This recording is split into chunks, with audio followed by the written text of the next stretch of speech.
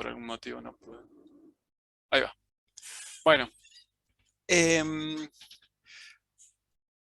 Foucault y Goffman son autores muy relevantes en las ciencias sociales, sobre todo relacionado a aquello con la salud mental y lecturas sobre el poder. Lo que tiene de coincidente es que escribieron, como pueden ver, en el 73 internados y en el 75 vigilar y castigar, sin referenciarse el uno del otro. Es decir, como que era un momento donde en paralelo ellos estaban llevando a cabo su obra. Vigilar y castigar, si no me equivoco, es la tesis doctoral de Foucault. Y la idea de estos autores es trabajar las instituciones, especialmente la total, la que define Goffman como total, los dispositivos disciplinarios que trabaja Foucault. Y en ambos conceptos, el encierro, la internación y la clausura son como elementos muy relevantes para su conceptualización.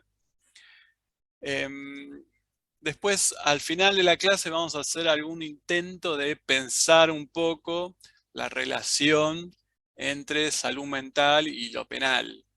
Solamente porque es el tema que yo trabajo, y creo que está bueno porque hay muchas representaciones y discursos medio cerrados que después se utilizan para criticar los procesos de reforma de la ley de salud mental. También un desafío personal es hacerlo con memes. Conseguí algunos, no muchos, pero video de memes. Eso es, vamos, tengo que profundizarlo, pero es un primer paso. Esperen que no sé por qué volvió para atrás.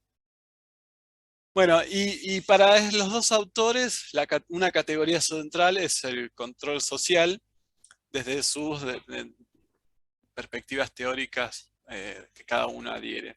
Goffman, que es de Canadá, de una perspectiva del interaccionismo simbólico, y Foucault, que utiliza el postestructuralismo. Fíjense que tienen fechas de periodos de vida muy similares.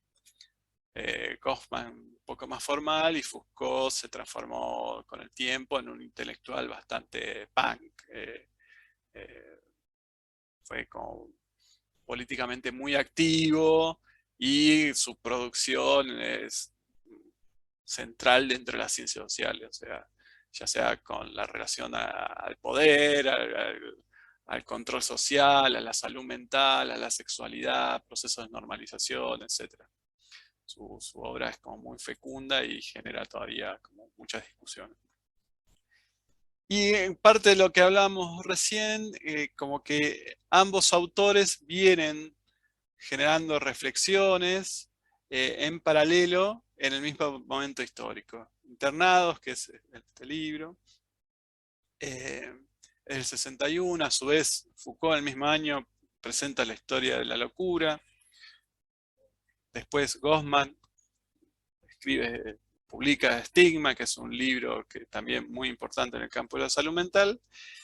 Y en estos años siguientes, la década del 70, Foucault publica distintos libros sobre, de vuelta, el poder, la salud mental, el desvío, el libro Los Anormales es también muy interesante, yo lo usé bastante en mi tesis de doctorado. Y Vigilar y castigar ya como saliendo un poco de otras instituciones disciplinarias que exceden lo manicomial, pero él identifica algunas otras que tienen lógicas similares. Entre ellos, nombra el ejército, las fábricas, las escuelas bueno, otro tipo de instituciones sociales. El libro Vigilar y castigar, él lo que realiza es una genealogía del castigo y la vigilancia. Él como que toda su estrategia para abordar distintos temas es hacer un recorrido histórico e intentar identificar el por qué se crearon estas instituciones. Un poco con la idea de desnaturalizar esto, o sea, los dispositivos disciplinarios y muchas instituciones no tienen un porqué. Y no es que la idea también es problematizarlo, es decir, bueno, ¿por qué las prisiones son como son ahora? Intentar volver al pasado y buscar cómo nació la prisión.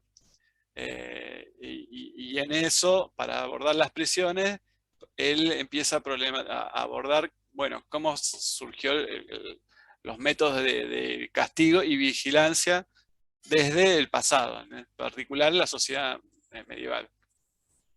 Y él identifica diferentes formas de castigo. Si ustedes algún día se toman el trabajo de leer Vigilar y Castigar, hace una descripción muy detallada de los distintos tipos de castigo y físico que hubo a lo largo de la historia, y también él identifica algunos tipos de castigos que no son intangibles, es decir, que no hay algo que se ve. O sea, pensemos que en la edad clásica, para determinados tipos de delitos había castigos muy fuertes, no solamente la horca, sino, recuerden que a las personas, mujeres que se creían brujas, se las prendía fuego. Había y él desarrolla toda esta serie de tecnologías que uno se le leen un poco, se le paran un poco los pelos cuando los lee, porque es tremendo. O sea, no solamente era el acto de capaz matar a la persona, sino que implicaba como un sufrimiento. Y a su vez él determina o genera en esta genealogía del castigo una función social que tiene el castigo. Y dentro de ello determina que la creación de los sistemas penitenciarios es una continuidad de esta forma de castigo. Y en esta cuestión de la tecnificación, o sea, el castigo volverse más preciso, se crean saberes alrededor del castigo se convocan a una serie de disciplinas para llevar a cabo este tipo de castigo. Él nombra a la psiquiatría, a los educadores, a los maestros, a otras disciplinas relacionadas a la criminología. Y yo, como acá estamos entre futuros colegas, pregunto si el trabajador social dentro de lo penal también es una disciplina para llevar a cabo el castigo. O sea, recuerden que yo trabajé en un dispositivo con algunas particularidades, que después lo vamos a ver, pero dentro de la cárcel. Y generaba algunas tensiones, por más que nosotros nos amparábamos como trabajadores de la salud mental, éramos civiles, no éramos del servicio penitenciario, y nos amparábamos nuestra intervención en la ley de salud mental y no en la ley de ejecución penal. Hay una ley que dice las características de cómo los objetivos y el tratamiento penitenciario alrededor de una pena penal. Nosotros no nos amparamos de eso. Pero sin embargo, había una tensión permanente. O sea, se puede imaginar que intentamos como desprendernos de esa función, pero a su vez la institución era porosa, es decir, era avasallante. Había como una ida y vuelta medio constante. Y ellos, bueno, la idea es, Foucault identifica estas técnicas de control en muchas instituciones. Y una de las cosas que a mí me parece muy interesante remarcar, porque también todos hemos pasado por la escuela, es que una de las instituciones de control y donde se llevan a cabo técnicas de control son las escuelas. que el que tiene, no sé, hijos chiquitos o tiene a familiares, saben que una de las cuestiones importantes en los primeros años de la escolaridad es que el niño se siente. O sea, se siente en una sillita, en un pupitre, como instancia previa a una actividad que puede ser de juego, salir a correr, hacer un lío total, pero es importante en los primeros años que los niños aprendan a sentarse cuando reciben la indicación de la docente a cargo del espacio. Bueno, y antes de seguir, quería mostrarles el tráiler de esta peli que les comentaba, eh, para que podamos señalar, ver algunos elementos. Espero que cambie. Pingui. Acá está.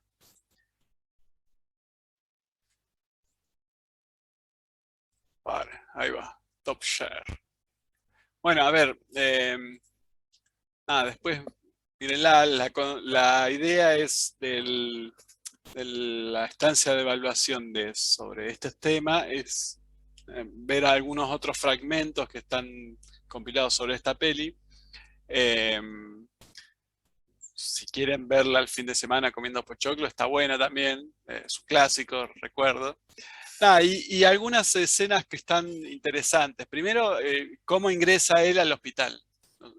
Capaz que no le prestamos atención porque estábamos lidiando con el sonido, pero él cuando está ingresando acompañado con esas dos personas, que también es importante hacer una lectura sobre una cuestión racial. Fíjense que los trabajadores que ponen el cuerpo y no eran enfermeros, pero eran encargados como de la vigilancia del lugar, eran personas de color, y cuando le ingresan van primero agarrándolo y después lo van soltando con una supervisión media inmediata, pero estaba ahí pronto de ser sujetado de vuelta. Por otro lado, cuando el director, el que le hace la entrevista, que estaba ahí con los anteojos y saco y corbata, le pregunta por qué lo derivan a él. Importante, él estaba en una cárcel de Estados Unidos y lo llevan a este ala más de hospital psiquiátrico, manicomio. Y cuando le preguntan por qué lo llevan de este lugar, que era porque era conflictivo también en la cárcel, era que lo querían bien quietito, o sea, lo más quietecito posible. Y ahí podríamos afirmar que el manicomio sería como un lugar aún más disciplinador que la cárcel. Eso es como importante poder distinguir. Y en un momento también está bueno, que eso se puede ver en la película, cuando él se pone a discutir con la enfermera, que se llama Rachel, que entre paréntesis hay una serie en Netflix, me parece, es medio de terror. Yo no la vi, tengo que tomar el trabajo. A ver, Rocío dice que la vio. ¿Podés hacer un comentario? Sí, creo que es Ratchet, puede ser. Ratchet, sí, sí. Sí. Sí, muestran un montón esto que decís de los castigos físicos, sobre todo, o sea, es un manicomio, y bueno, hay toda una manipulación por parte del director, se muestra ahí cómo ella ejerce un poder de control sobre los pacientes internados, todas las promesas de cura, que en realidad de cura no tienen nada, o sea, se trata de mantenerlos quietos y lo más no conflictivos posibles, es eso. Básicamente anulan todas las capacidades de la persona. Claro, Como que se mantiene drogado. No solo drogados, también contención física, también a partir de hay mucho esto de la tortura, viste que vos decías antes, y bueno, de tanto que eso se vuelve sistemático, de alguna manera la persona ya después deja de responder. O sea, se logra el cometido de alguna manera de condicionarlo para que no haga nada, digamos. Perfecto, genial, Rocío, gracias. Una de las cosas que en un momento se ve en el video y que él discute con la enfermera, era que querían ver un partido del Super Bowl famoso de los Estados Unidos. Y la discusión era que en un momento, cuando lo proponen, la enfermera, Rachel, les dice que no es el horario. y aparte porque le molestarían a uno. Y él lleva a cabo como una votación entre todos los compañeros de alojamiento y todos coinciden en que lo quieren ver. Y ella sostiene que no es el reglamento. Y ahí podemos nombrar como estos diferentes reglamentos que capaz que están escritos, como otros que no están escritos, que se llevan a cabo en las instituciones totales. También, cuando apoya la mano en algo muy pequeño o intrascendente, que apoya la mano sobre el vidrio, también se lo señala la enfermera como algo que estaba como haciendo que no correspondía en función de un reglamento que capaz que no estaba escrito. Y después también esa escena que él rompe el vidrio para agarrar cigarrillos también tiene que ver con el uso de la prohibición de las personas de no tener sus propios cigarrillos, sino que iba a estar dosificado por la institución, la propia institución. Nada, ahí después hay otra escena que es muy particular, o sea, que me llama la atención, es la discusión. En un momento se genera una discusión entre distintos profesionales, que asumo que son psiquiatras, sobre si esta era una persona loca o no. O sea, para definir de alguna manera si corresponde al área de salud mental o psiquiatría, la intervención, o directamente tiene que volver a la cárcel. Y ahí no, en el tráiler no se llega a ver, pero la que define qué hacen con el protagonista Murphy es la enfermera Rachel. O sea, como que Rachel asume como que intentémoslo una vez más. O sea, como llevemos a cabo otras técnicas de disciplinamiento para cumplir el mandato institucional de control y, valga la redundancia, disciplinamiento de los sujetos. Sí. Yo la vi hace bastante esa película, pero ¿no hacían también lobotomía o me estoy equivocando? Sí, no le spoilees, pero sí. O sea. ¡Ah, perdón! No hay problema. ¡Perdón! Sí. No. Hacen lobotomía. Hay un personaje que está ahí como con una actitud muy pasiva, que él en un momento inclusive se orina encima estando parado, y él reacciona, se asusta y mira para los costados, y como que estaba naturalizado una situación, y él como tanto para los compañeros como para el personal de seguridad, que eran los enfermeros. Sí, es algo así. O sea, yo me refería por los métodos de disciplinamiento, claro. Porque aparte de las prohibiciones, el castigo máximo... Claro. Llegaba, y ahí vos haces algo muy interesante, Patricia.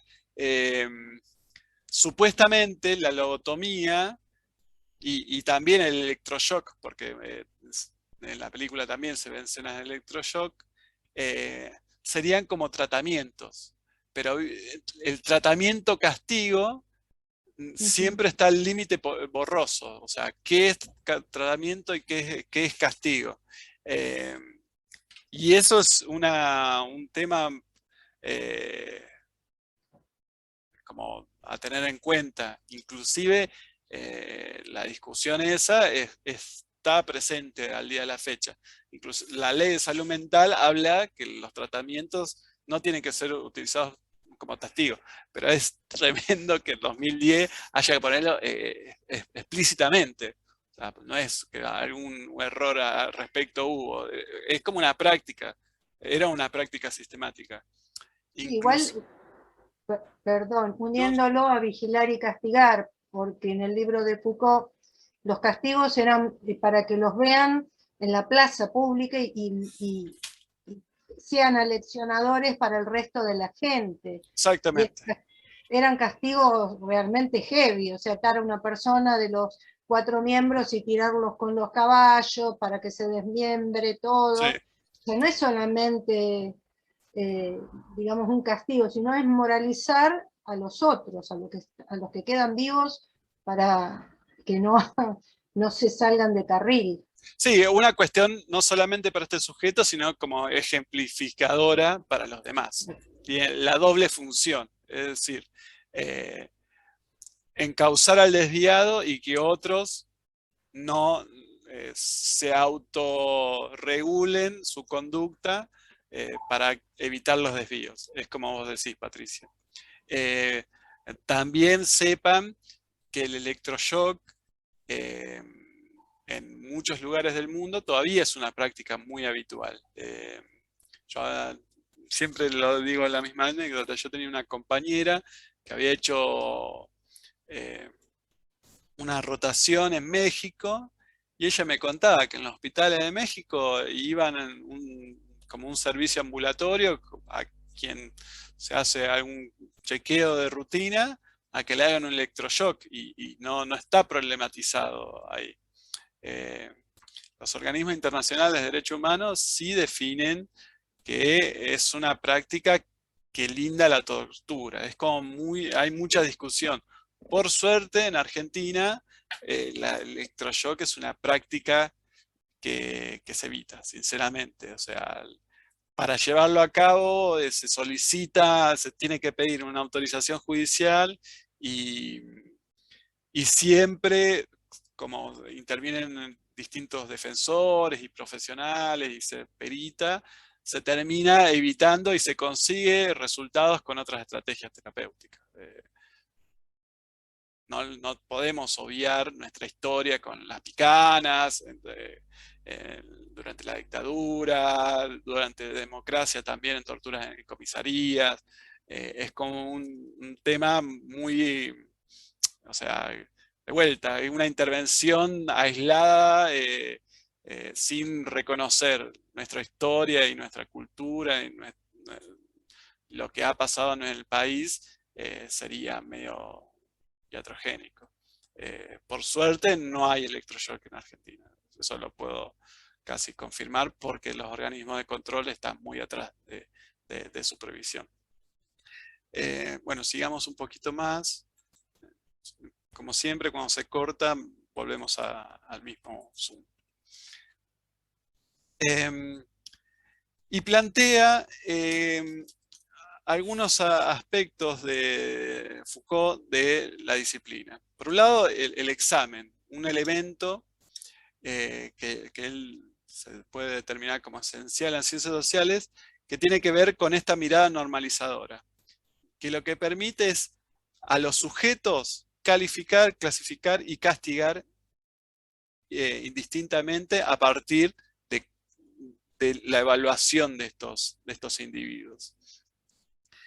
Y esto posibilita a su vez que el individuo sea objetivado y describido en múltiples aspectos de la persona.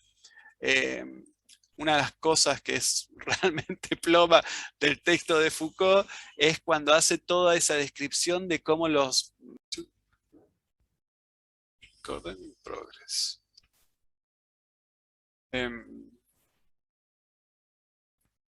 esto que decía Lara y la otra compañera que me lo dijo por el chat, que era un texto interminable, en la parte de que Foucault describe cómo tiene que marchar un ejército con el piecito de determinada manera, la distancia, es un toque así como que uno medio que cabecea, pero él lo que quiere ejemplificar es precisamente cómo todo puede ser básicamente medible y examinado y valorado después, porque la medición va de la mano con una posterior evaluación. O sea, no es lo mismo si hay un reglamento que determina una serie de particularidades, cumplirlo o no. Y otra cuestión que genera que él determina como un régimen disciplinario es que se vuelve anónimo, es decir, no es una persona que determina como un reglamento, sino que es compartido por todos y llevado adelante sus regulaciones por parte de todos los integrantes de este lugar donde se lleva a cabo el control disciplinario. Y todo aquel, lo que interesa de la disciplina es lo relacionado a todo aquel que se sale de la norma, precisamente. Entre ellos ya sea un niño, ya sea un loco, loca, un enfermo, un condenado. Y ahí entra en más detalle la descripción y el examen de estos tipos de sujetos que se los empieza a catalogar como anormales, para precisamente reconducir este desvío a lo que vendría a ser de vuelta, entre comillas, una normalidad. También plantea que en la actualidad, a lo largo del tiempo y cada vez más, las sociedades son más disciplinarias. Hay cada vez más instituciones relacionadas con la corrección de los desvíos. Y a su vez, estas instituciones de control y de corrección de los desvíos se extienden a todo el entramado social. A modo de ejemplo, piensen las condenas domiciliarias, las prisiones domiciliarias. Eso son, pese a que puede ser un beneficio para el sujeto salir de la cárcel, también implica de una forma capilar la extensión del poder punitivo de la institución cárcel, porque entra en la casa de los sujetos. O sea, no permanentemente, pero va un trabajador social, va personal de seguridad a ver al domicilio de los sujetos, a ver si efectivamente está ahí. Entonces, se generan como distintas instancias donde se extiende el control, del interior al exterior. Foucault lo denomina como un efecto centrípeto. No, a ver, pucha, siempre me sale mal. Centrípeto, creo que es. Es al revés de un centrifugado. Centrípeto. Ahí está, gracias Patricia. Yo debería haber ido a un fonoaudiólogo de joven, pero bueno, pasaron cosas.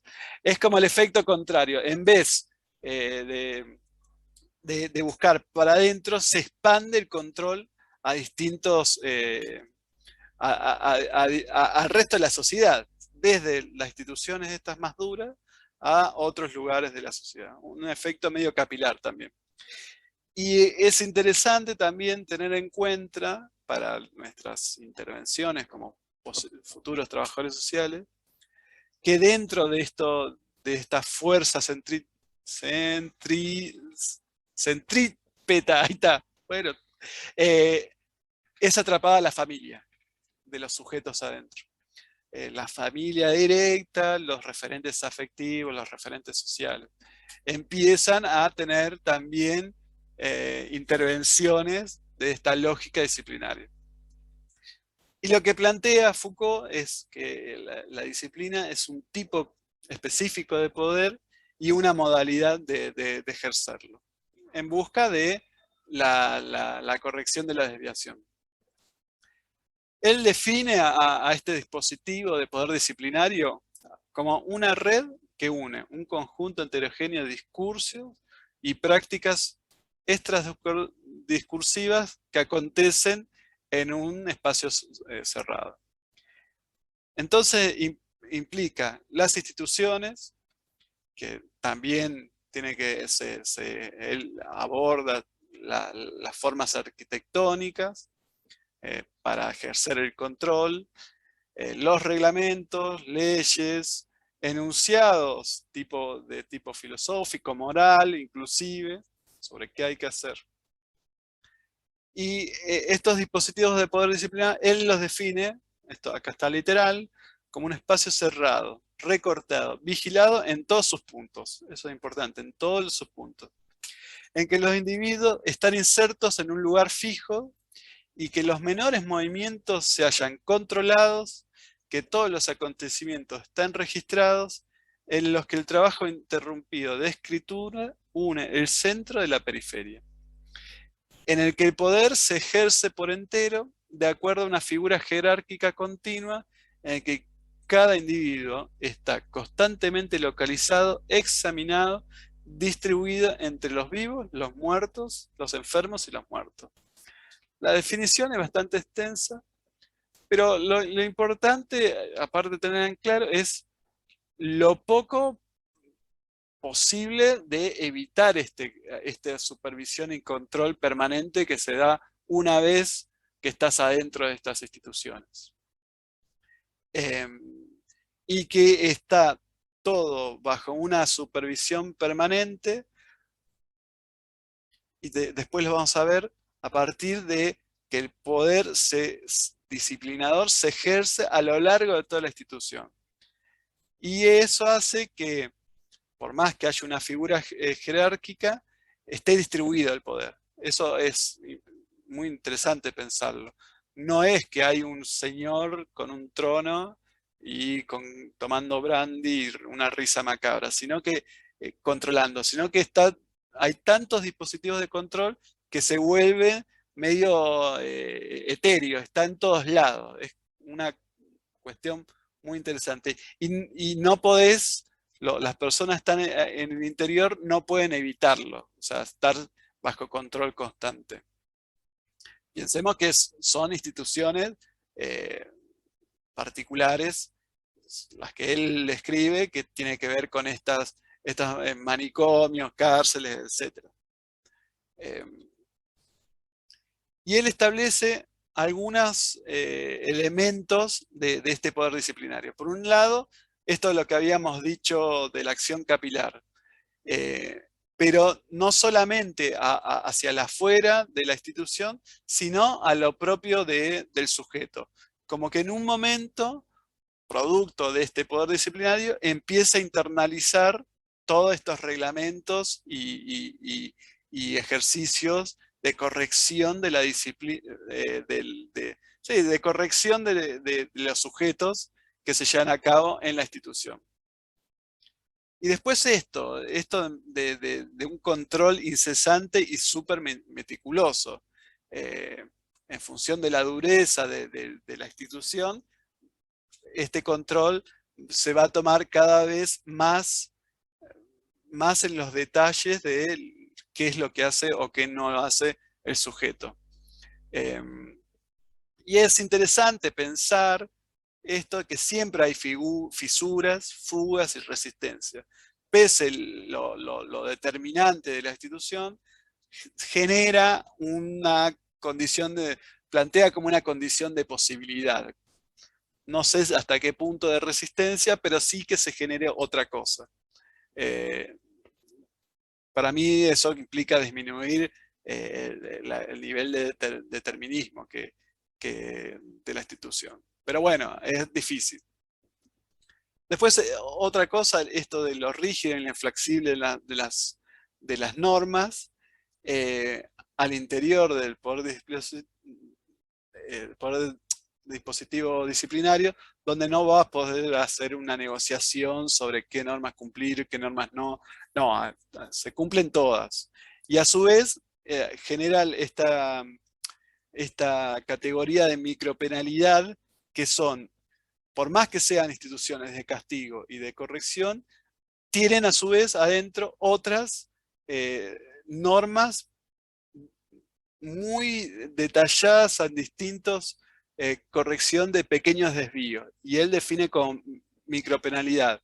Hay sanción dentro de la sanción grande, que es ya estar en estas instituciones totales. Y plantea la severidad de los castigos como método para el encauzamiento de las conductas. De vuelta, a partir de esta diferenciación entre el par normal, anormal, que es central dentro de sus ideas y la función de un dispositivo de poder disciplinario. Y plantea 4 características del poder disciplinario, que tiene que ver con el uso del espacio, del tiempo, la vigilancia y el castigo, que es un poco la idea que veamos en el día de hoy. Recuerden que el Power lo vamos a subir, así que no se vuelvan locos copiando, sí tomen apuntes de lo que voy diciendo si les interesa. Por un lado, el uso del espacio es la clausura, el elemento central como técnica de control de los sujetos. Es el encierro de estas personas dentro de un determinado tipo de institución, que es lo que permite precisamente llevar a cabo estas técnicas de correcciones de los desvíos. Y también dentro del espacio se generan divisiones de zonas.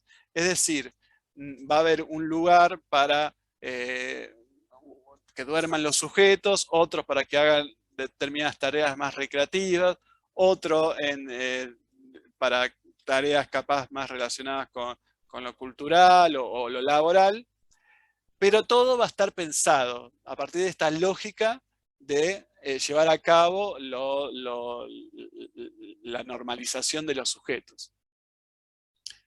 Y a su vez, esta división está pensada a partir de una clasificación previa de los sujetos. Es decir, dentro de la gran institución va a haber distintos lugares de los cuales van a poder acceder a partir de las características que tenga el sujeto y los van a ubicar en distinto sector también. Por ejemplo, en las cárceles hay un determinado módulo o pabellón para personas capaz que primarias, que es la primera vez que ingresan a la cárcel, personas con delitos sexuales, por ejemplo, o personas que tienen mucho de entradas y salidas por delitos de la propiedad. No las van a ubicar todas juntas, sino que se crean perfiles para diferenciarlos y generar distintos tipos de estrategias disciplinares. También pensado una óptica de vigilancia y control permanente. Y a su vez, durante todo el tiempo, tiene que llevar a cabo una actividad en el espacio. La idea es que esté lo menos ocioso posible para poder todo el tiempo llevar a una actividad de corrección. También plantea esto lo de los rangos, es decir, a medida que una persona capaz en un tratamiento o dentro de este espacio disciplinario va cumpliendo objetivos, va teniendo distintos rangos. Esto es bastante común, los que tienen experiencia o han accedido a comunidades terapéuticas de consumo, donde a veces operadores son personas que ya han tenido un mayor transcurso de este tipo de institución y ha logrado objetivos institucionales. No sé, puede ser que ya no consuma más o no sé, no sabría decirlo, pero es muy común que existan operadores que sirven de referentes para el resto de los, por ejemplo, recién ingresados a este tipo de institución. Otro de los aspectos que Foucault señala es el uso del tiempo. Y él plantea como el ejercicio como una técnica de tratamiento del tiempo en las disciplinas que se caracteriza por la asignación de tareas repetitivas pero diversas, de complejidad creciente, cuya consecución se orienta a un estado terminal, es decir, a lograr un objetivo. Esta idea era muy habitual anteriormente, piensen en los trabajos forzosos, es decir, cuando las personas estaban privadas de la libertad, se les obligaba a hacer distintos tipos de trabajo y como método para el encauzamiento. Pese que la figura del trabajo forzoso ya no existe más dentro del área de lo penal, sí el acceder al trabajo dentro de las cárceles es evaluado positivamente por los jueces una vez que estás condenado. Y eso te permite acceder a algún tipo de beneficio, como en alguna salida anticipada o por el estilo. Entonces uno diría que el ejercicio, pese que capaz en las cárceles no tiene la obligatoriedad sí está pensado como un elemento reencauzador de los sujetos con el desvío del delito, en este caso. Y a su vez tienen instancias, estos ejercicios tienen instancias progresivas. A medida que vayan teniendo éxito en las actividades, pasaban a una escala superior. También él lo plantea en todo lo relacionado al ejército, es decir, lograba un rango, se le pasaba al siguiente que tenía alguna otra característica que implicaba algún mayor tipo de destreza.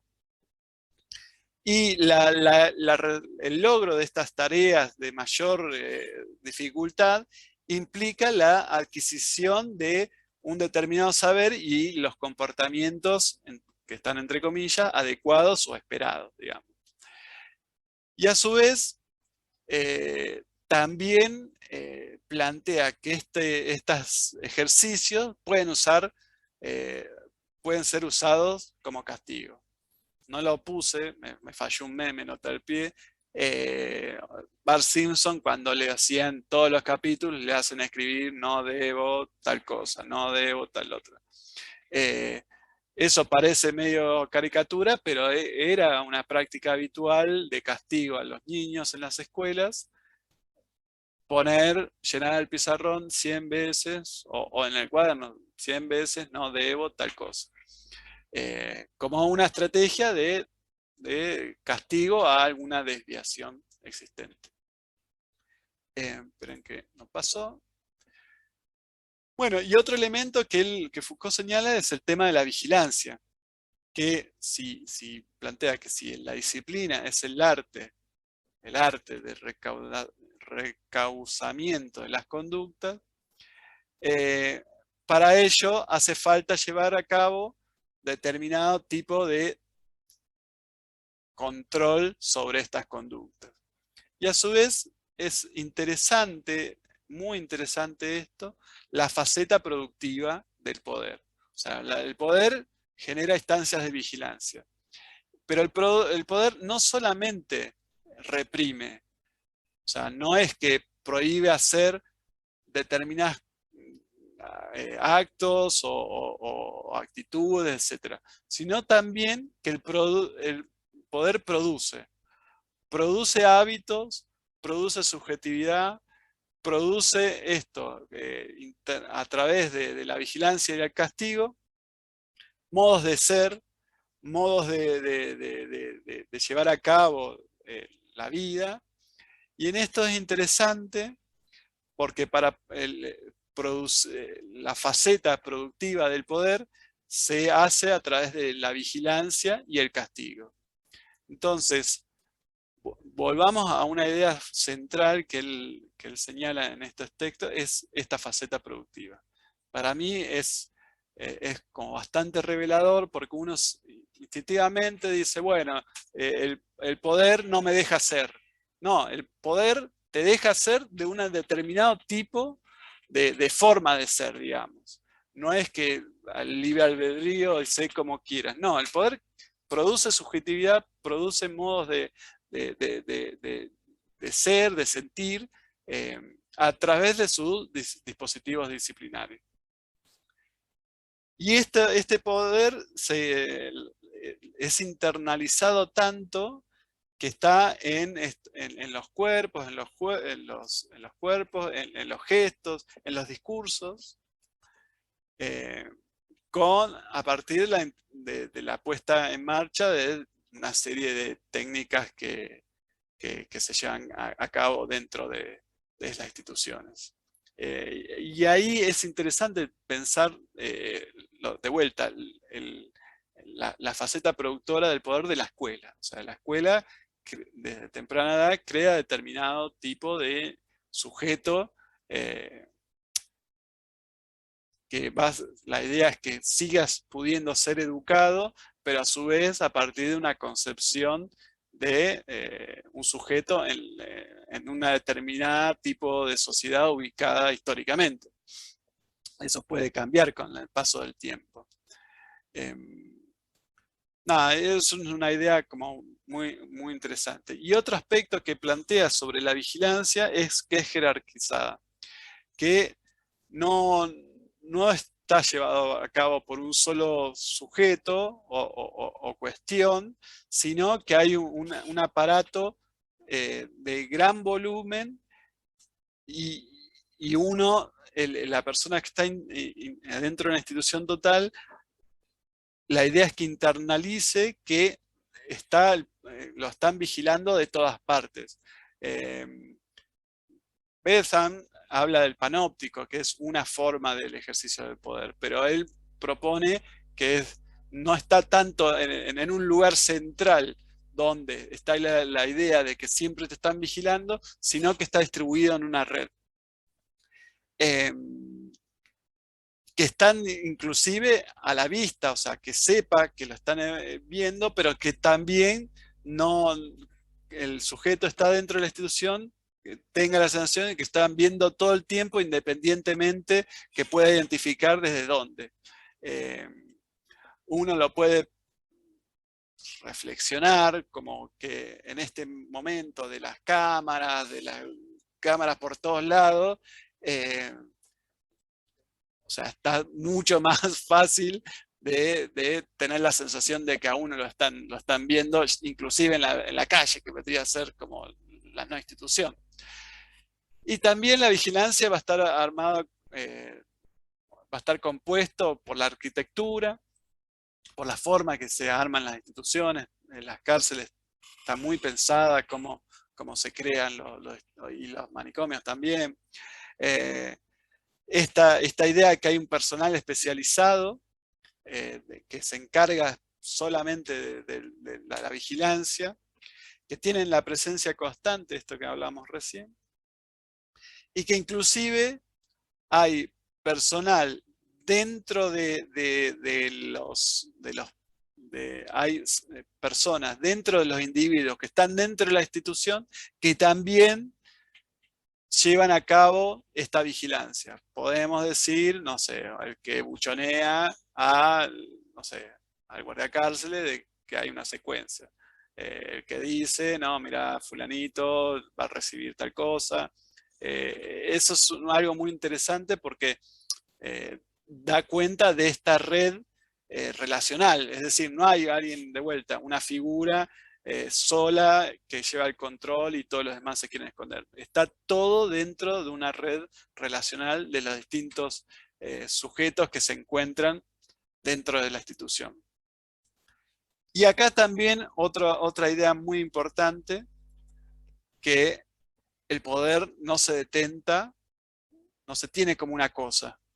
O sea, no es de uno, ni es que te doy el poder como una propiedad o un bien. Es un sistema relacional. Y acá sí, logré encontrar un meme, porque yo la vez pasada dije como He-Man, que dice yo tengo el poder, y Foucault, alguien hizo este meme y dije no, lo tuve que poner. Nada, es esto, que alguien no tiene el poder, sino que se ejerce. Y el poder está en el sistema de relaciones existentes. Un poco él problematiza estas ideas medias que uno capaz sin ponerse a leer en profundidad cree que hay alguien que, a ver, acá dice Santi, que dice, me viene en mente, no sé si es sobre esto, no sé por qué no sé la hora, los dispositivos de enseñanza especial de las escuelas especiales, los centros educativos terapéuticos, los talleres protegidos, centros de día, etc. Como los productores de conducta, donde los usuarios no pueden egresarse hasta que sean amoldados a una sociedad que tampoco los aceptaría de otro modo. Sí, sí, Santi, las instituciones escolares cumplen dos funciones, ya sean enseñar contenidos pedagógicos y otros, en el caso de las escuelas especiales, que ya el contenido pedagógico no es tan central, pero sí tiene que ver con lo conductual, o sea, una cuestión que se hace mucho hincapié en determinadas escuelas es lo conductual. Yo cuando recién me recibí, hace ya bastante años, uno de los primeros trabajos fue una escuela especial en la provincia de Buenos Aires que se especializaba en niños con autismo. Y ellos generaban como una serie aparte de lo pedagógico que intentaban trabajar, también hacían mucho, tenían una perspectiva muy conductista y era central todo lo que relacionado a básicamente la disciplina, o sea, ya sea mediante pictogramas para comunicarse o anticipar como pasos secuenciales de actividades de la vida cotidiana, como por ejemplo, no sé, ir a comer. O sea, y las familias, imagínense que estaban satisfechas, porque capaz el niño ingresaba a la escuela donde no podía compartir la mesa con la familia, y mediante el paso en esta escuela, machacándole, se podía sentar en su casa y llevar a cabo, agarrar un tenedor, entonces como que se trabajaba lo conductual principalmente. Uno puede después hacer las reflexiones éticas si eso es aprender, por ejemplo, si eso es un buen objetivo de una escuela especial. Es como para reflexionar, cada uno tendrá su opinión. Pero así a las familias y al niño también, porque pasaba a ser de alguien que posiblemente la familia se agarraba la cabeza cada vez que tenían que sentarse a comer, a compartir una cena con otros. Y eso tenía un efecto interesante en la subjetividad del niño. Después Julieta comparte en el chat. Creo que esto, si se tiene poder o se ejerce, viene mucho de lo que planteaba Bourdieu y los campos de Spader, justamente. Y cómo se construyen por medio de las capitales. Ahí está, dice que no le anda la internet. Sí, tiene alguna relación, Julieta. Me parece que es Bourdieu, creo que hace algunas interpretaciones posteriores más relacionada a la sociología del conocimiento, es decir, cómo se llevan a cabo disputas teóricas. Pero sí, tiene algún vínculo, Julieta. Él lo hace más relacionado a lo disciplinar, Foucault lo hace más relacionado a lo disciplinar, digamos, y a las instituciones totales, no tanto a cómo se produce conocimiento o se negocia. Pensemos, volviendo a la teoría de campos de Bourdieu, que el campo de la salud mental es un gran ejemplo de cómo se lleva a cabo estas disputas de poder dentro precisamente del campo, donde hay distintas líneas teóricas que están en permanente negociación y disputa sobre cómo se piensa la salud mental, cómo se piensan los sujetos con padecimiento mental, cómo se tiene que llevar el tratamiento. Eso es así, Julieta. Gracias por tu comentario. Bueno, sigamos. Después, otros elementos que plantea Foucault son el castigo y su relación con la disciplina. Él plantea que todos los mecanismos penales tienen a su vez otro sistema disciplinario. Es decir, vos tenés algún desvío, por ejemplo, no sé, la delincuencia, te llevan a una cárcel, pero en la cárcel tienen otro nuevo sistema disciplinario que puede ser diferente al de la sociedad y posiblemente sea mucho más rígido.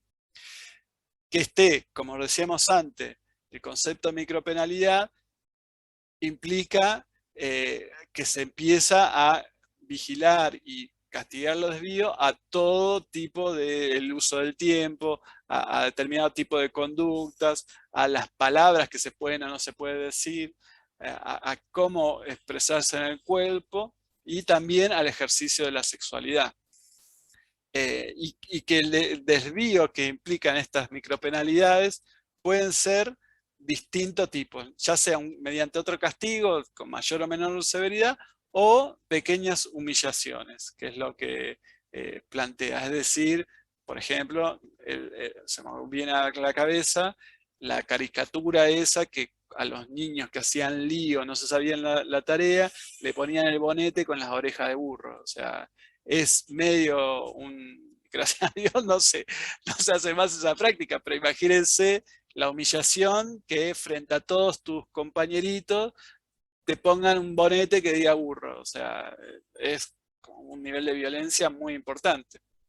Y a su vez plantea que estas micropenalidades pueden ser escritas, o sea, que haya un reglamento interno, o se pase de boca en boca y no estén como especificadas, y uno asume que las reglas van a variar en función de cómo uno vaya avanzando en las distintas etapas de algún tipo de tratamiento. Yo no sé ustedes si saben, pero en la cárcel hay etapas del tratamiento. Es decir, cuando uno lo condenan, hay una idea ficticia, que yo defino ficticia, como el tratamiento penitenciario tiene distintas etapas. Nunca me las aprendí porque me parecieron todo un verso y nunca tuve que hacer nada respecto de eso. Pero sí hay como, cada paso te da algunos derechos nuevos. Por ejemplo, salir de una cárcel de máxima seguridad a un régimen penal semiabierto, donde hay más espacio libre, a salidas transitorias. En el caso de la penal, está muy escrito, pero hay otros que son más ambiguos. Y hay otro concepto que tiene que ver con el castigo, que era un poco lo que comentaba Patricia más adelante, es esta sanción normalizadora, cómo lo define Foucault, que tiene que ver cómo la sanción sobre el sujeto mismo como reductor de las desviaciones, pero a su vez un carácter normalizador hacia los otros, es decir, cómo evitarlo para recibir este tipo de sanción. Y esto también, esta sanción normalizadora produce subjetividad, o sea, es una puesta en juego del poder para fabricar, crear y producir individuos dóciles hacia el poder y útiles para la sociedad, para determinado tipo de sociedad. Pero también establece un sistema de sanciones y privilegios.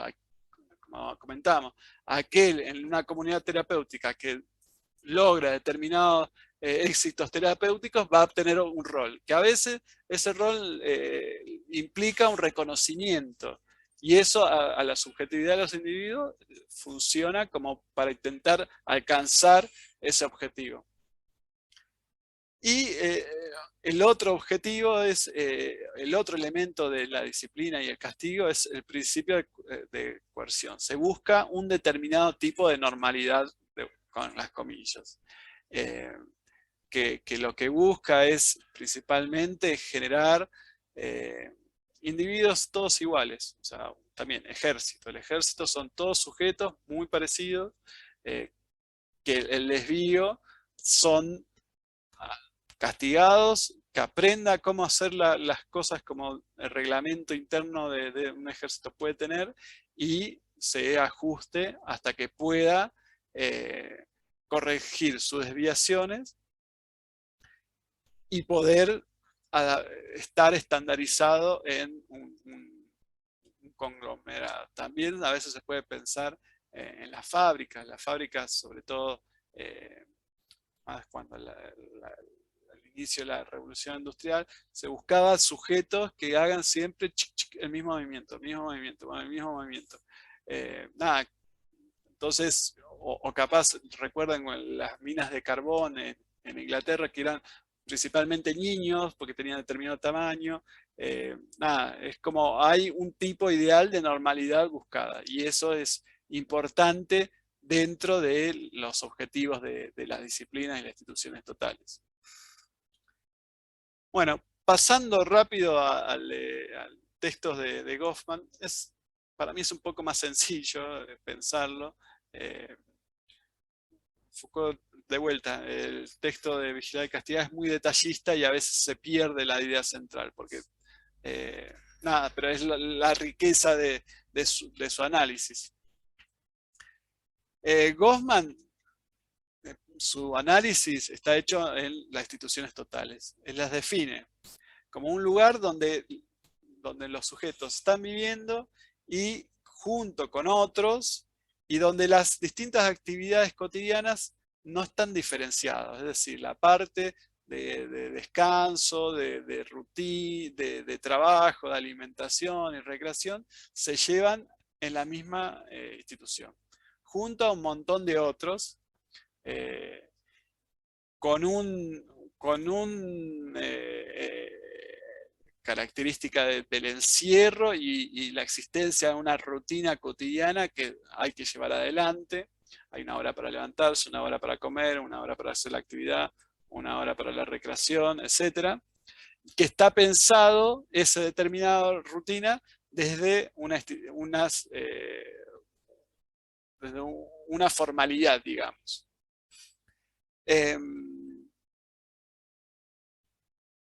Y una cuestión que implica que esté pensado desde una formalidad es que tiene una idea, una organización burocrática de los sujetos. De vuelta, comparte esta idea de catalogar a los sujetos en función de determinadas características y pensada su organización a partir de conglomerados de sujetos que comparten la determinada característica. Ahora se va a cortar, así que después volvemos un toquito. Y plantea una serie de instituciones totales. Manicomio, la cárcel, los hogares, los geriátricos, el ejército y los monasterios. Geriátricos es un súper temón. Nada, para que lo pensemos también como un lugar así, una institución. A mí me pasaba que cuando leía los textos, justamente se me venía todo el tiempo el geriátrico a la cabeza porque una de mis abuelas que falleció en el 2019 estuvo ahí, y es como que realmente todo lo que el texto cuenta, es como que yo decía, lo estoy viviendo, o sea, yo iba y... Olvidado. Bueno, y lo que hace Goffman es señalar algunos efectos de la subjetividad en las personas alojadas, que son más cuestiones relacionadas a una lectura más de la psicología, que tiene que ver, él plantea como agresiones del yo el estar dentro de la institución total, que tiene que ver con esta despersonalización, la individualización, uniformización, la pérdida de autonomía y pérdida de intimidad.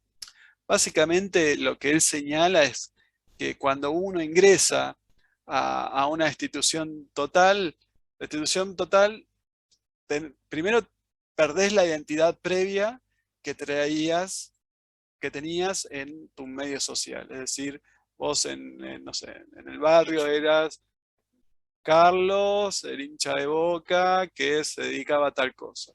Acá perdés todos esos rasgos. Por ejemplo, la institución te puede poner un apodo nuevo, que no sé si estarás muy de acuerdo, y tu característica de personalidad es, no sé, del barrio que venís, o el diagnóstico que te han atribuido, o la carátula de tu causa penal, si es una cárcel. Y a su vez, estas agresiones contra el yo que plantea Goffman, tiene que ver con una pérdida de la autonomía, ya que como está todo pautado, qué podés y no podés hacer desde una administración burocrática de la institución, de a poco, con el paso del tiempo, vos perdés como las ganas de hacer cosas. O sea, estás muy dependiente de qué está autorizado o no, o qué es lo que hay que hacer en determinado día. Y también plantea una cuestión de la pérdida de la intimidad. Es decir, en esta idea de que todo está supervisado,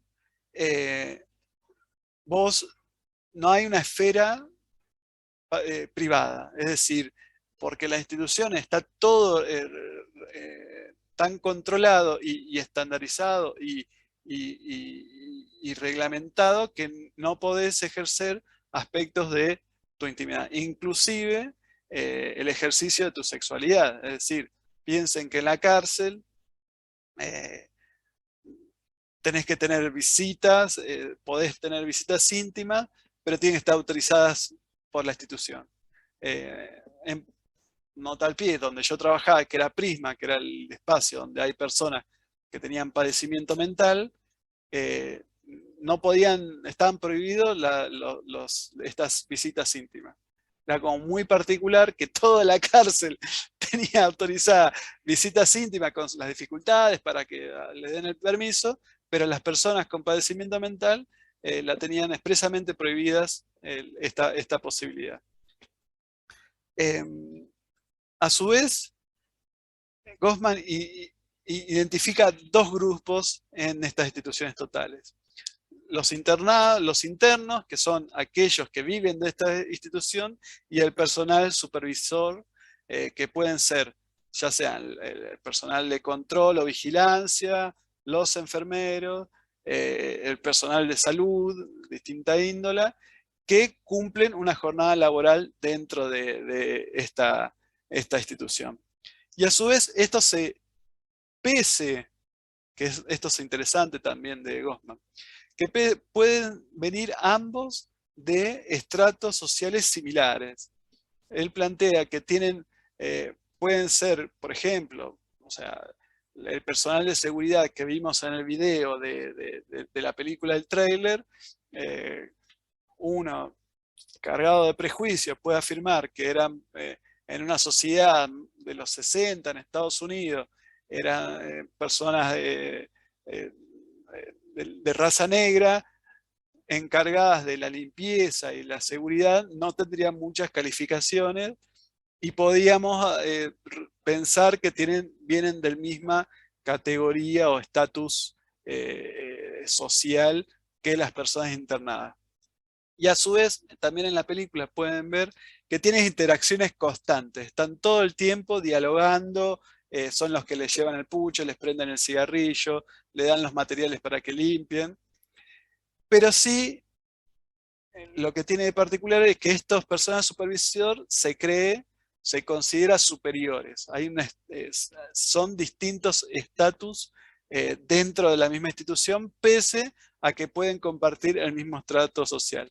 Y lo que hay es casi nula posibilidad de cambiar de interno a personal supervisor.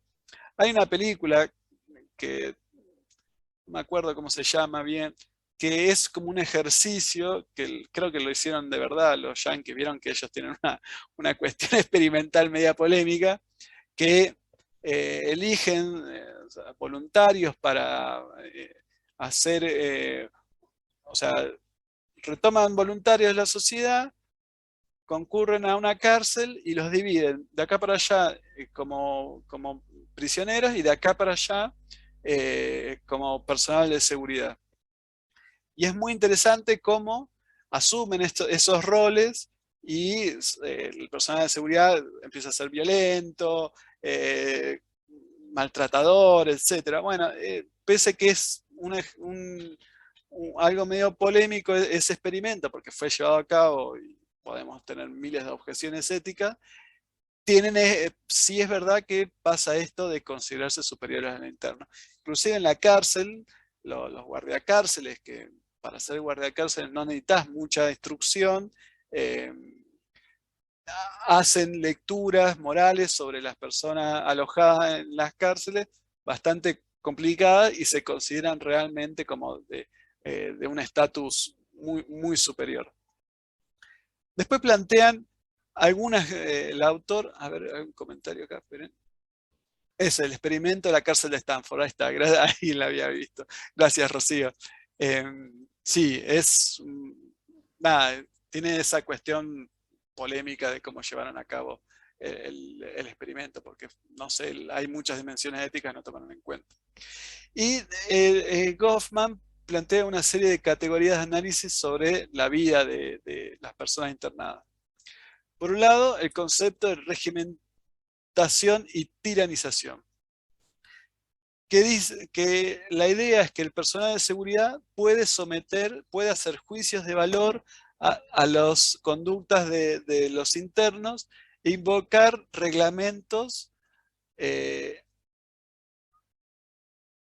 como respecto a las más pequeñas acciones de los sujetos. Un poco Foucault también lo nombraba como las micropenalidades. Esta idea de Goffman tiene mucho que ver con eso. Y estos reglamentos establecen qué, cómo, cuándo y dónde se pueden hacer algunos tipos de actividades. Y también estipulan qué no se debe hacer. Entonces tiene esta doble faceta de lo que permite y lo no permite. Y el reglamento está dado por la condición de tener algún tipo de desvío o, acá pusimos, enfermedad.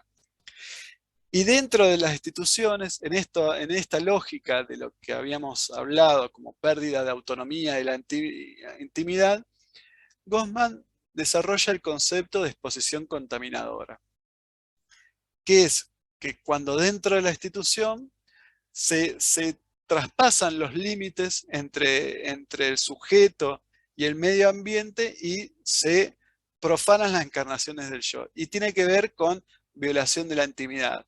A modo de ejemplo paradigmático pueden ser las requisas dentro de la cárcel.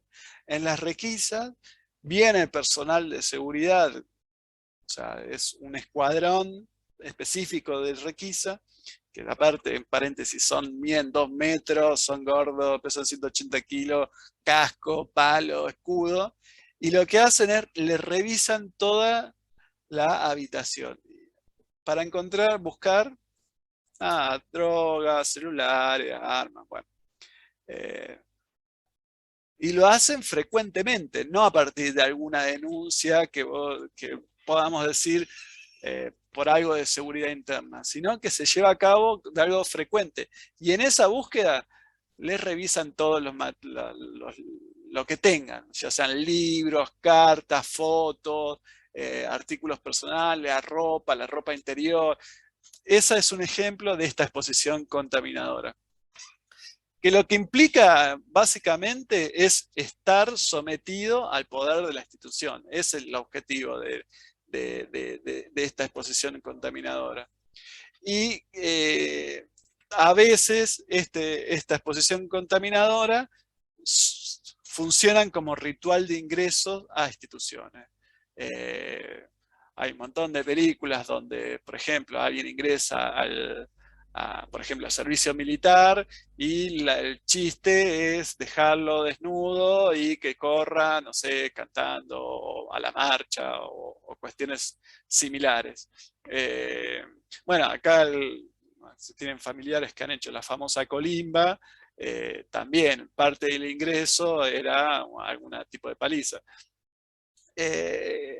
Como un ritual así que se lleva a cabo y no se problematiza mucho, no sé si saben ustedes, es práctica en el fútbol profesional. La primera pretemporada que hacen los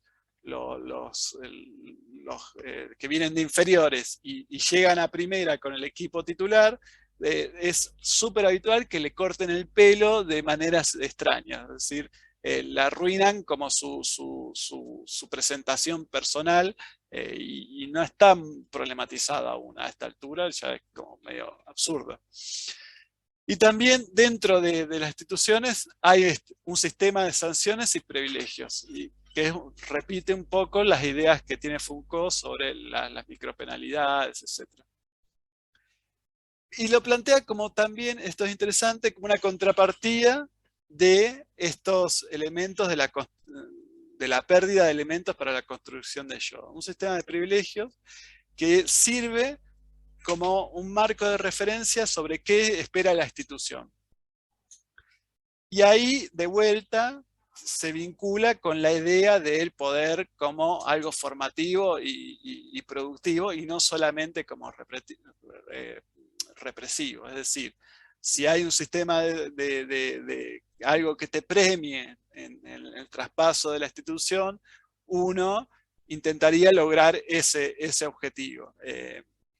Y ese sistema de sanciones puede ser consejos que te pueden dar un operador o un enfermero. No, mirá, vos tenés que hacer tal cosa para que te vaya más rápido. Tomá la medicación y vas a ver que te van a dar el alta más rápida. Tener algún permiso de salida más extenso si estás internado. Por ejemplo, bueno, te portaste bien, en vez de un fin de semana te damos 5 días. Y lo contrario, castigo. Bueno, este fin de semana no salís porque no tomaste la medicación o X cuestión. Lo interesante es que ambos, pese a que no necesariamente se dialogaban en sus obras, sí generan conceptos nuevos. Por un lado, introducen nuevas perspectivas de análisis que nunca en su momento se habían utilizado. A su vez usan estudios empíricos de saberes y prácticas y reconocen esta relación entre el saber y el poder.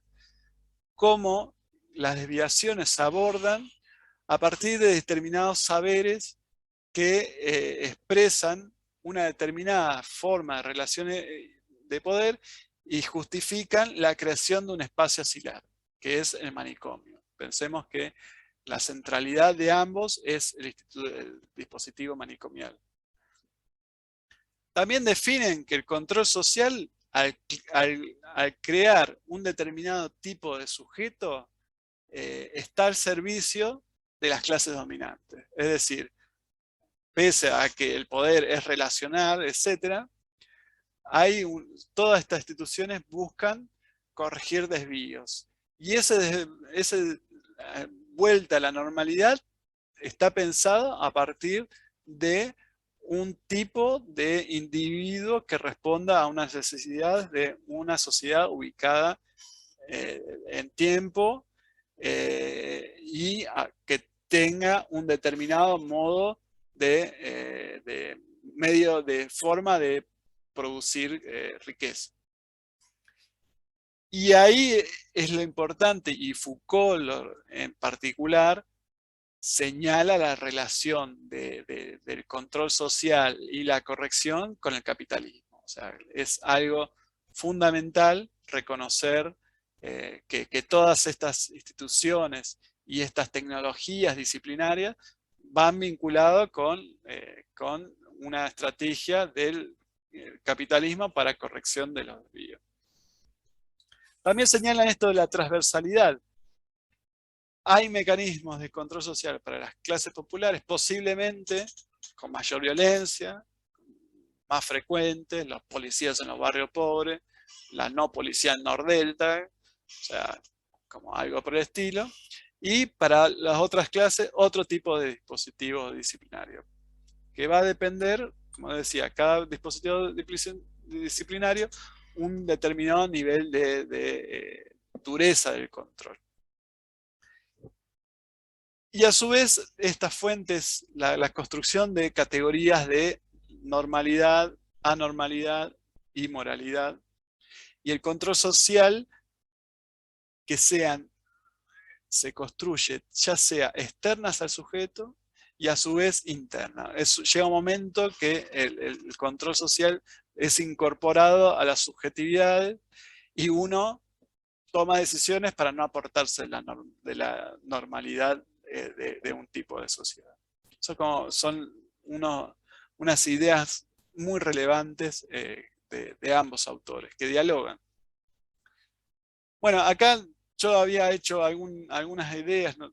Pero vamos a ir más o menos rápido, sobre cómo estos conceptos son llevados a cabo en donde yo trabajaba en su momento, que era un programa del Prisma, que es un programa integral de salud mental, que lo que tiene de particularidad es que las personas que están alojadas tienen un doble desvío.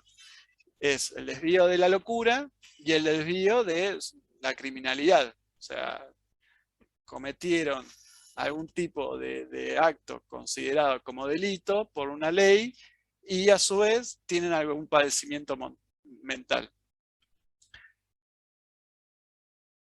¿Y cómo esto se cristaliza en el Código Penal este doble desvío, con la figura del inimputable. Esto no va a quedar grabado, no va a ser parte del examen, pero sí a su vez en la película está de fondo sobre la discusión entre estos psiquiatras, si la persona era el loco o un delincuente común. Y en el Código Penal de nuestro país, en el artículo 34, define quién es inimputable. Entre paréntesis, este Código Penal, este artículo, tiene exactamente 100 años. El Código Penal a lo largo de 100 años tuvo cientos y cientos y cientos de modificaciones. Este artículo permaneció inalterado. Y como este artículo se sanciona, pero viene de discusiones previas, que arrancan en 1870, tiene todas las cargas y concepciones y valorizaciones sobre la locura vigentes en el momento.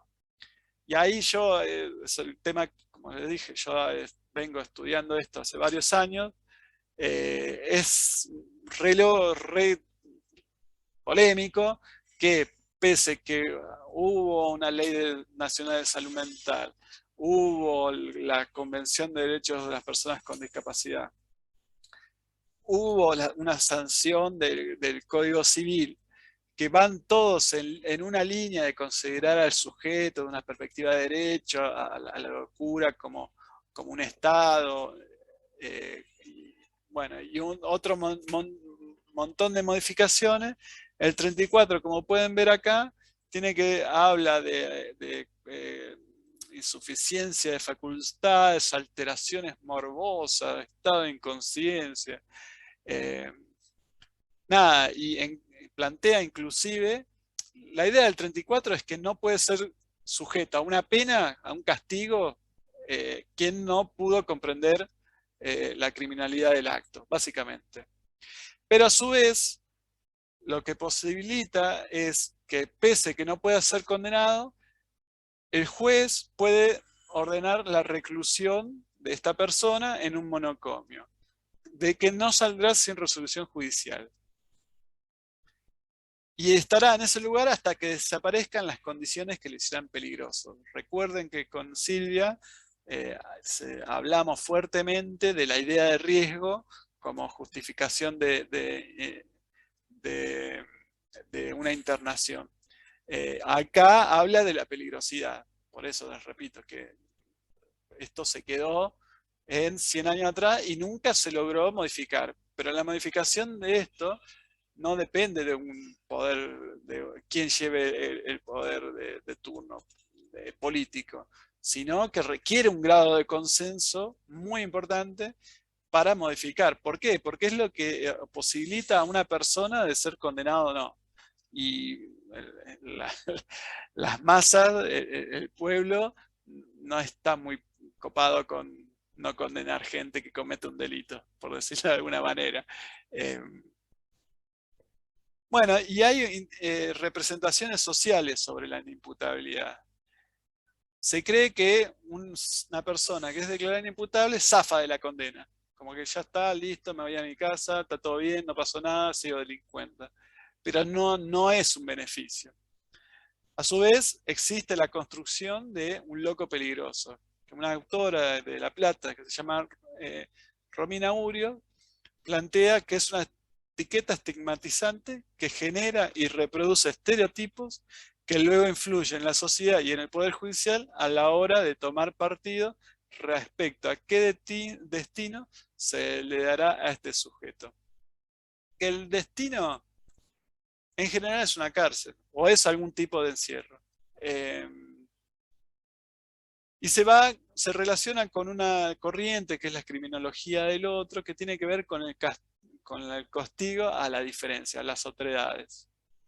Y también con un movimiento un poco más complejo, que es el populismo punitivo, que es estos movimientos que lo que buscan siempre es el endurecimiento de penas a partir de movilización respecto a emotividad de las cuestiones. Entonces, esperen un poquito, que ya que me hicieron dar cuenta que si no hago algo, share sound, ahí está, tengo que compartir el sonido.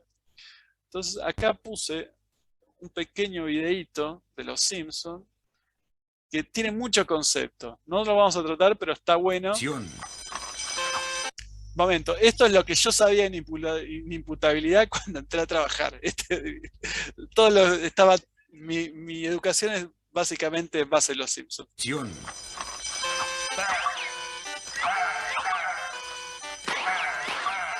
Oh no, ahí viene el juez conservador. Alega demencia, alega demencia. No funciona. Bueno, aprieta el cambio de jurisdicción ahora. No, te fuiste a Texas. Fin del juego. Tenía que apretar el botón de remordimiento, ¿cierto? Bueno, tengo que ir. Bueno, nada, es una pavadita. Uy, perdón, hice lío. Ahí, ese videíto cortito de los Simpsons recoge las concepciones de qué es la inimputabilidad, que es una forma de zafar. Es decir, bueno, una persona se hace pasar por loco para no tener ningún reproche penal. Pero al contrario, la medida de seguridad es lo que se puede hacer con una persona inimputable es determinar una medida de seguridad. Que lo que implica es el encierro de la persona por un tiempo indefinido. Es decir, vos o cualquiera comete un delito, va a un proceso judicial, lo condenan X cantidad de tiempo. Tenés una fecha, y es verdad eso, porque se recibe un papel la persona condenada que dice 10 de febrero del 2028, libertad. En cambio, una persona declarada inimputable con una medida de seguridad no tiene esa fecha. Y no hay fecha estimada. ¿Por qué? Porque está encerrado hasta que desaparezcan las condiciones que lo hicieran peligrosas. Que no hay forma de chequear eso. ¿Cómo? No hay test biométrico, técnica proyectiva, ni la mar en coche que pueda definir cuándo alguien deja de ser peligroso o no. Y en general, en nuestro país, como es un encierro dentro del encierro, las personas declaradas imputables con medida de seguridad suelen ir al peor espacio posible, ya sea un pabellón perdido dentro de la cárcel o un lugar dentro de los manicomios de todas personas inimputables. Y el problema de la medida de seguridad es que como no hay ningún tipo de plazos para revisión, etc., puede estar condenada por más tiempo del que le correspondería. Si ustedes alguna vez tienen algunos pesos y les interesa, este libro, que está al revés, no sé por qué, se llama Magnetizado, de Carlos Busquet. Este librito, bueno, Carlos concurría donde yo trabajaba a entrevistar a Ricardo Melogno, que es sobre quién hicieron este libro. Ricardo tuvo en una jurisdicción, cometió delitos de un lado de General Paz y en otro lado de General Paz. Él dice, Ricardo, que la General Paz en una jurisdicción lo curó de la locura y en la otra no. Entonces estuvo inimputable, preso un montón de años por una causa y por otra estuvo condenado. Es como medio extraño. Aparte es lindo y se deja leer. Bueno, y en esta cárcel y manicomio se lleva a cabo este carácter normalizador. Y en ambas instituciones tiene esta característica común que hablaron con Ana, que es la violencia institucional. Son espacios donde, como tienen doble encierro, se llevan a cabo con mayor dureza las técnicas normalizadoras.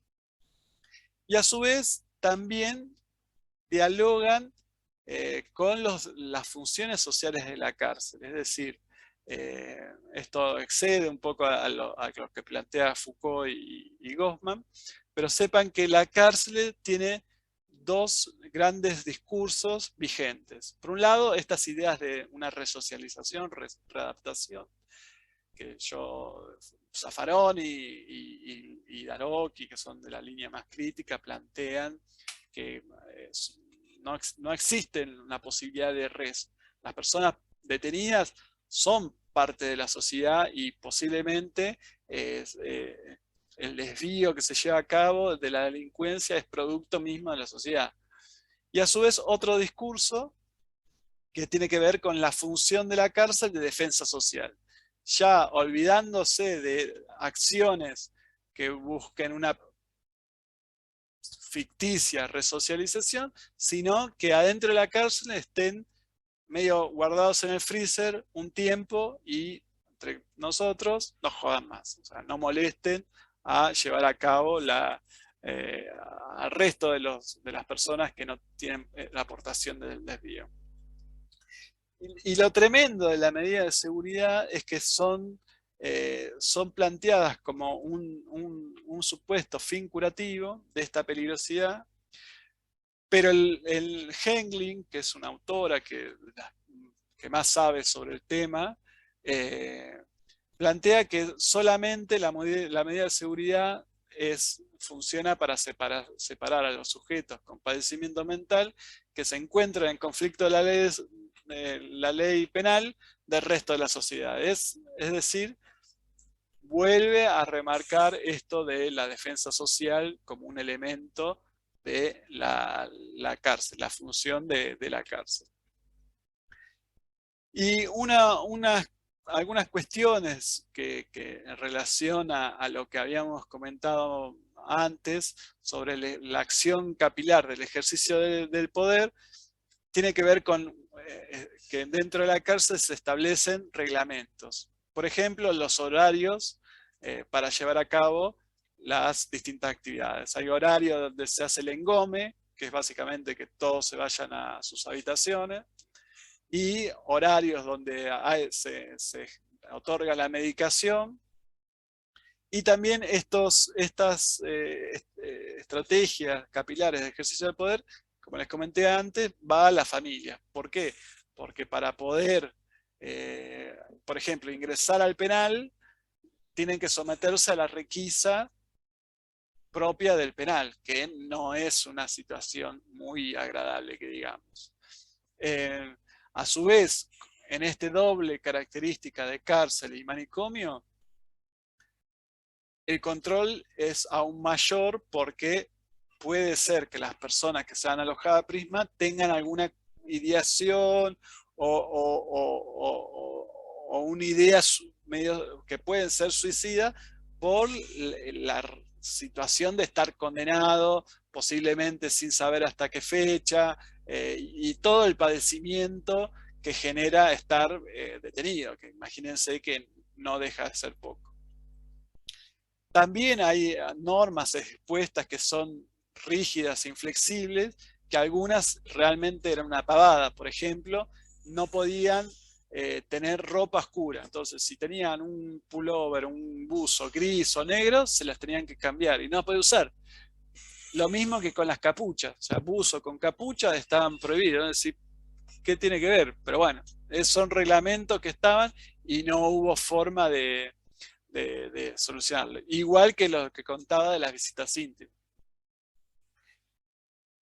Y inclusive había situaciones de castigos y sanción para los desvíos dentro de este dispositivo.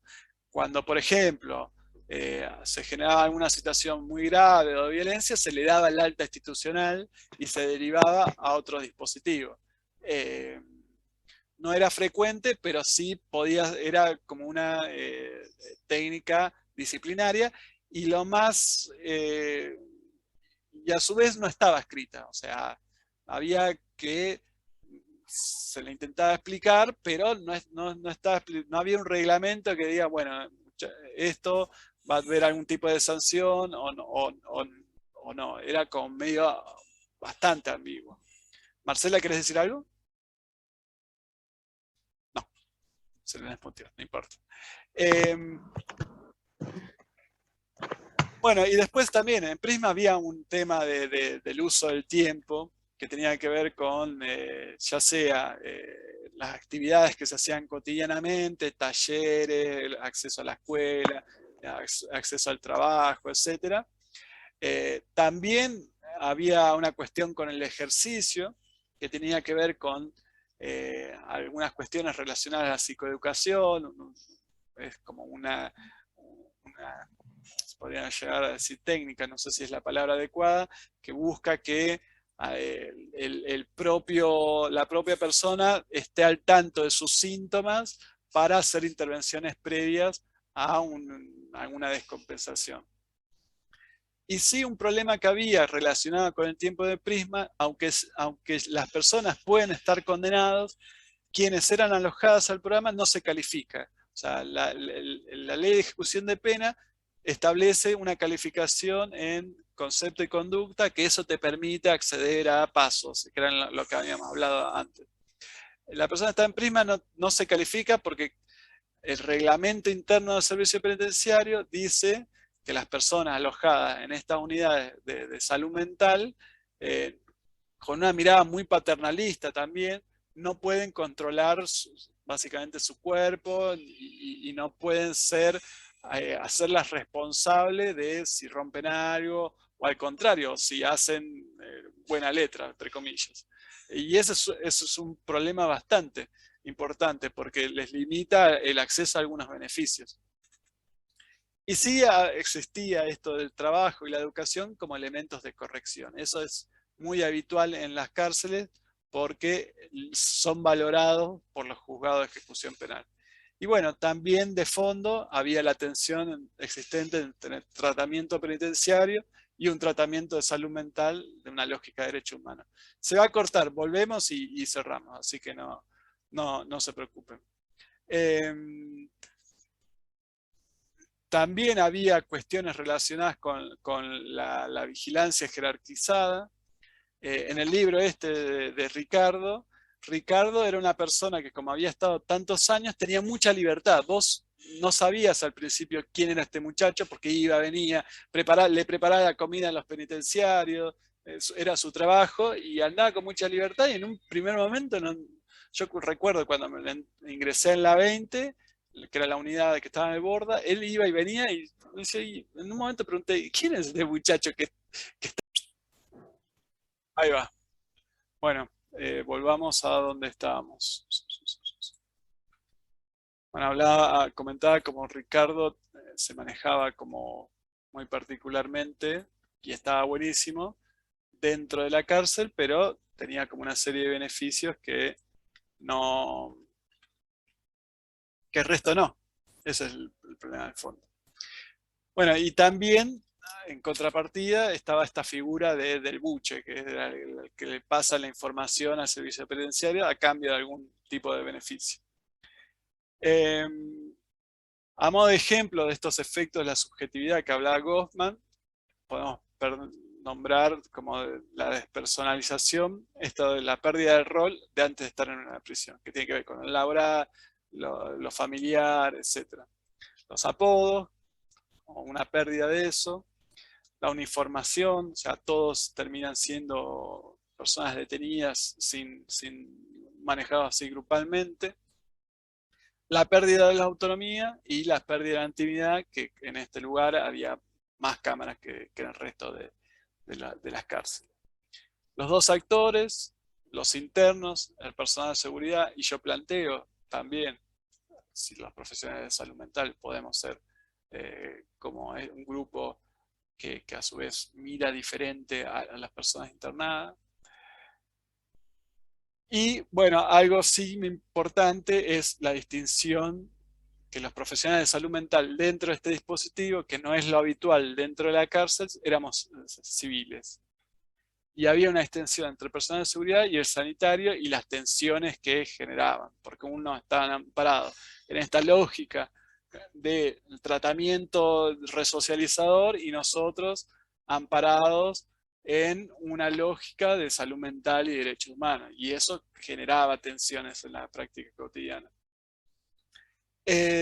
También se veía mucho esto, uso de categorías psicológicas estigmatizantes en los informes realizados por los sujetos, y ahí yo creo que sí tenemos que hacer un detenimiento como profesionales o futuros profesionales de evitar esto. Es decir, hay una tesis muy linda de Di Carlo, Julia, que ella plantea que los profesionales ella estudia los profesionales de salud mental del Servicio Penitenciario Bonaerense. Ella plantea que estos profesionales no fueron formados en el uso de determinadas categorías que vinculan estrechamente, por ejemplo, la pobreza con el consumo, con el delito, y que son incorporados a partir del ejercicio cotidiano dentro de la institución.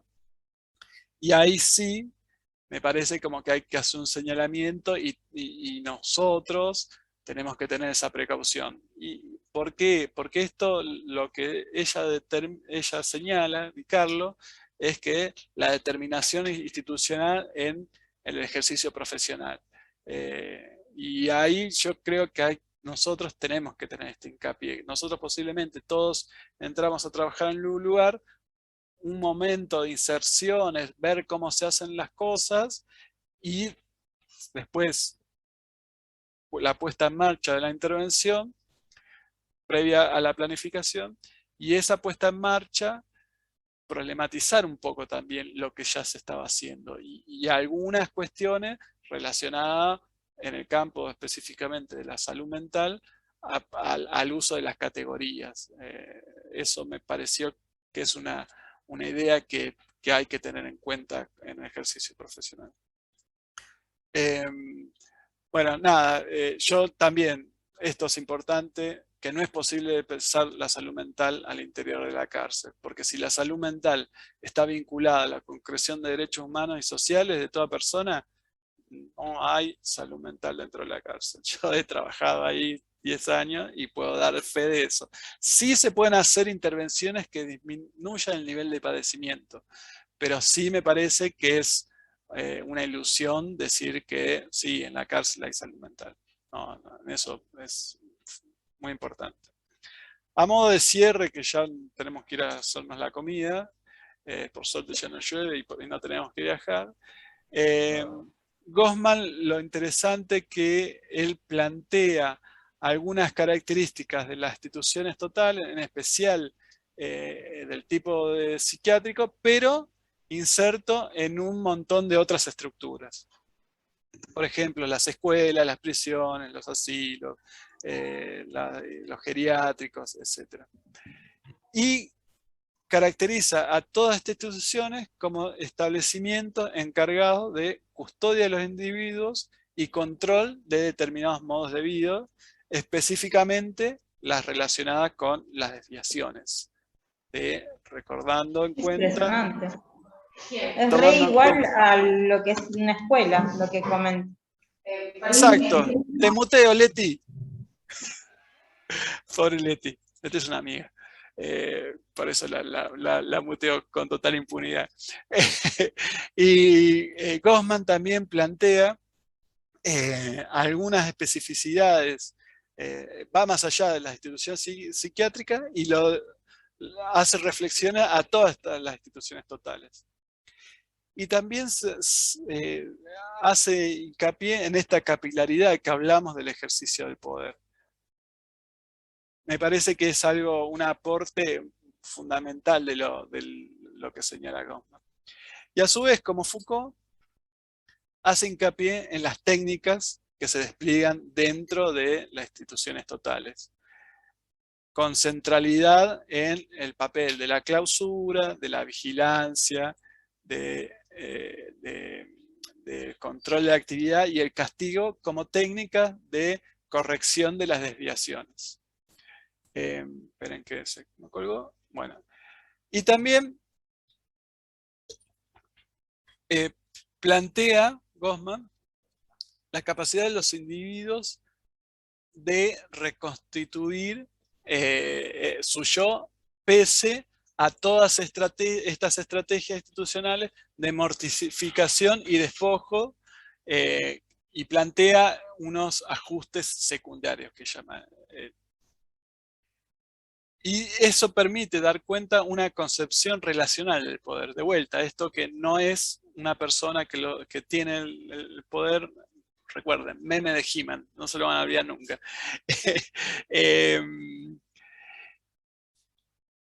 Y está el poder desparramado en una red relacional.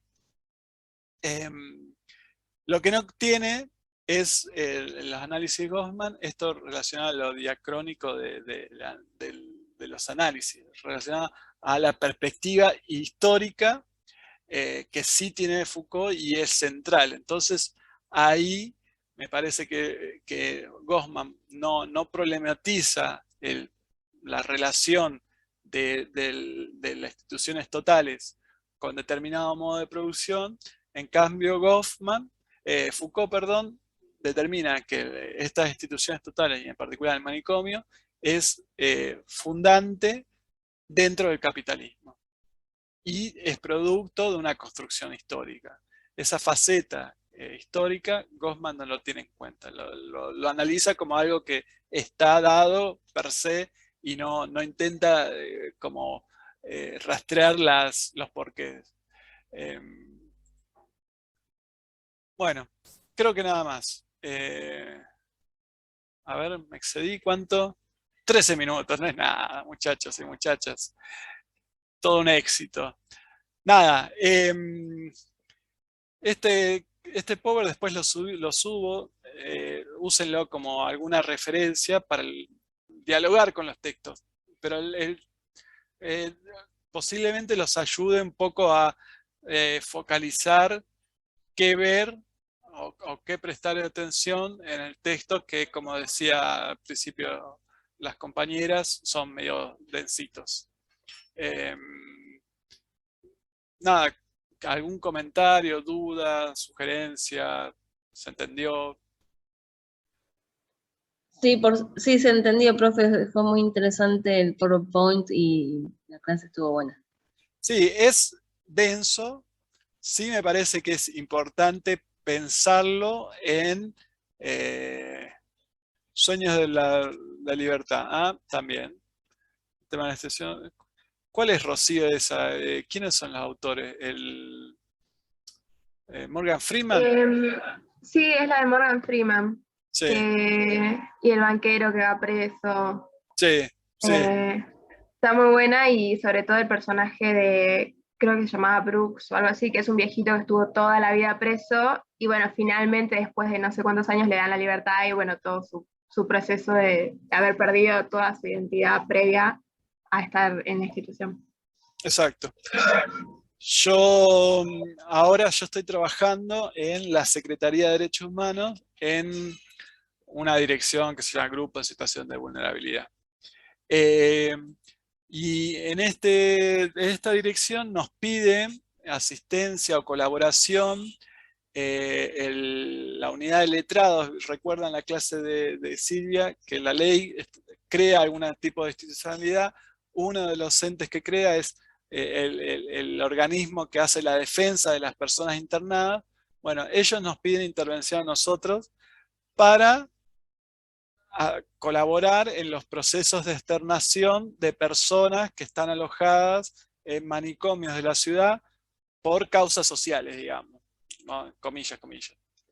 Ya tienen el alta de la internación y siguen ahí porque no hay. Bueno, tenemos un caso de una situación de una persona que no quiere irse del hospital. O sea, podemos gestionar con la obra social, con algún recurso, con mayor o menor dificultad, no es fácil, etcétera, pero tenemos el principal problema que la persona no problematiza vivir en la institución, en el manicomio, no cualquier institución.